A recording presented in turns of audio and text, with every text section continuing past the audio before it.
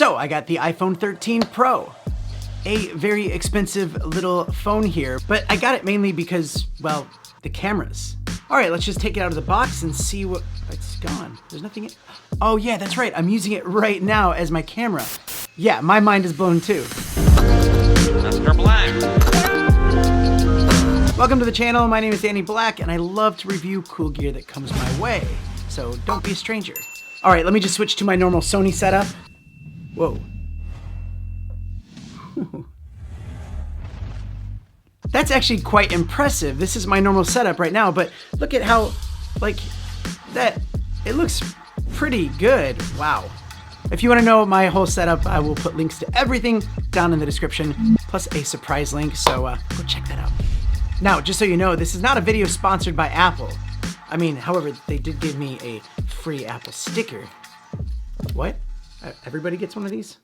So this video, we're not talking about the fast processing chips. We're not talking about the longer battery life. We're not talking about the 120 hertz screen, which, by the way, those things are all awesome. So make sure you do ring that bell if you want to get notified every time I make a new iPhone video, because I have a lot of really cool content coming out. For this video specifically, I just wanted to share my favorite camera features. So let's start with the big one, cinematic video. This gives you the ability to have that nice blurred background bokeh effect. But not just that, you can actually go back later on and edit how much of that bokeh effect you want, or none at all. So the first time I took a cinematic video, I was at the dog park, and I was so blown away. This was handheld and just looked this good. It looked like I took my big camera and big lenses and a gimbal down, and it was all just from the phone. And that was probably one of the cooler parts, is that it was on my phone and I could immediately share it to like Instagram stories. Anyway, let me just take the next 30 seconds to share some more cool shots that I got with cinematic mode.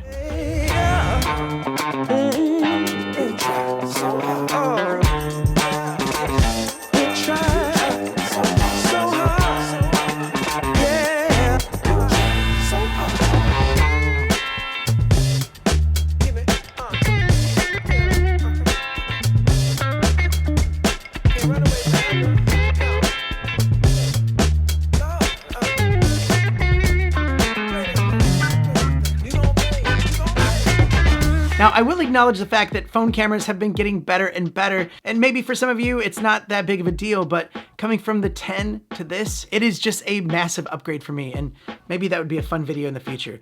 The 10 versus the 13 Pro. Stay tuned.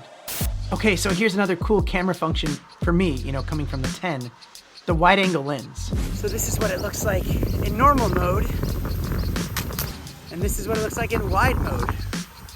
Yeah. Woo. And then also the telephoto lens. You can zoom in, but then also get that digital zoom as well. And even with the digital zoom all the way 9 times, it's pretty crisp.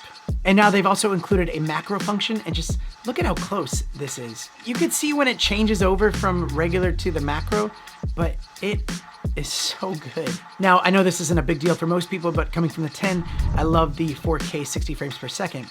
That way you can slow it down at half speed and still have that 4K quality. However, one of the things that suck is at 120 frames per second, it's 1080p, it should be 4K, right? But they do have 1080p at 240 frames per second, 8 times slower, and that looks really good.